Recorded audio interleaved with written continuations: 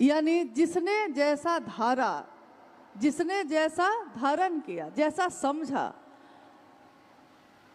उसकी व्याख्या साहब श्री ने की। उसमें उन्होंने कहा कि दुनिया के लोगों ने शिव को जैसा जाना वैसा नाम दिया। शिव ने शिव को खुद शिव नहीं कहा, दुनिया के लोगों ने शिव को शिव कहा। दुनिया के लोगों ने ही देखा कि काल भी किसके नियंत्रण में है। हम चाहते कुछ है, हो कुछ जाता है। हमारी योजना कुछ और होती है और महादेव की योजना कुछ और है।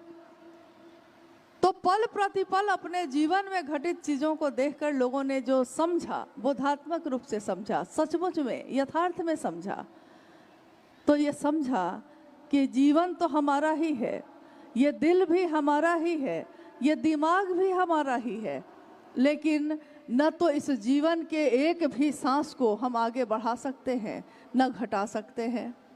दिल मेरा ही है, आज किसी को प्रेम करता है, अगले पल उससे घृणा करता है। इस दिल पर भी मेरा इख्तियार नहीं। दिमाग तो मेरा ही है, मस्तिष्क तो मेरा ही है। इसमें क्या विचार अभी आएगा, कौन ठहरेगा, कौन चला जाएगा, इस पे भी हमारा कोई बस नहीं है, नियंत्रण नहीं है।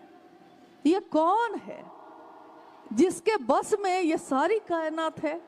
ये कौन है? ये परम सत्ता, ये परम ऊर्जा का स्रोत, ये ज्ञान के निधि अगम, ये कौन है जिसकी खोज में आज सारे लोग चल तो रहे हैं लेकिन उसको पा नहीं सके? जिसने जैसा जाना। 3 अंधे जा रहे थे रास्ते पे। अंधे मतलब आंखों के अंधे भी होते हैं और जिनकी आंखें होती हैं वो भी कभी कभी नहीं देख पाते। तो आंखें हो या ना हो, लेकिन जो देख नहीं पाते उनकी यात्रा चल रही है और उसमें एक हाथी सामने से आता है। तीनों में से एक व्यक्ति उस हाथी के पांव को पकड़ लेता है और जोर से बाहों से पकड़ के कहता है कि अरे अरे, ये हाथी जो है ये खंभे जैसा है। क्योंकि उसने उस हाथी तो बहुत विशाल है, लेकिन उसने उस हाथी के पांव को पकड़ लिया। तो उसने सबको कहा कि हाथी कैसा है? तो खंभे जैसा है। दूसरे ने हाथी के कान को पकड़ा। हाथी थोड़ा झुका, उसने उसके कान को पकड़ा। कान को पकड़ा तो कहा कि ये पंखे जैसा है, सूप के आकार का। यानी बहुत बड़ा सूप हो और एकदम पंखा की तरह हिले, वैसा है। हाथी कैसा है? तो ऐसा है। एक ने उसकी सूंड को पकड़ लिया, हाथी की सूंड ने उसको लपेट लिया। उसने कहा हाथी कैसा है? तो शंकुकार है, लचीला है, अंदर से खोखला है।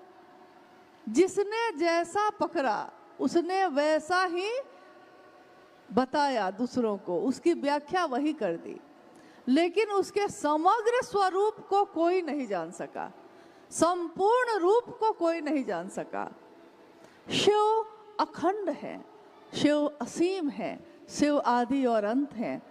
शिव के बारे में हम आप इंसान हैं, अगर उस खोज में निकलते हैं तो जिसको वो महादेव जैसा दर्शन देते हैं, जिसने महादेव को जैसा जाना उसने महादेव को वही नाम दे दिया।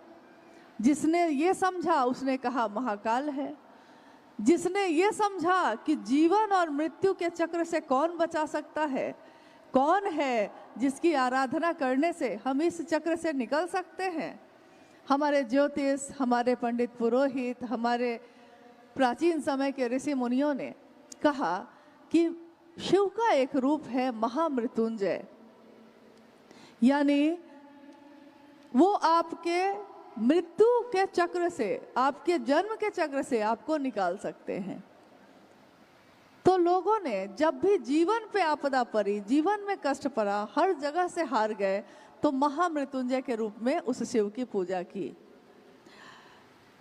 शमशान साधना भी है, एक रास्ता वो भी है, अघोर पंथ भी है, नाथ परंपरा भी है। शैव मत भी है, बहुत तरह के पथ, बहुत तरह के पंथ, बहुत तरह के मत, लेकिन उन सब के चलने का रास्ता तो अलग अलग हो सकता है, मंजिल सबकी एक ही है। शिव के विभिन्न स्वरूपों के बारे में अलग अलग व्याख्या है। किसी में उनको कहा गया त्रयंबक यानी 3 नेत्रों वाले, किसी में कहा गया नीलकंठ है, हलाहल विष का पान कर लिया तो कंठ नीला है,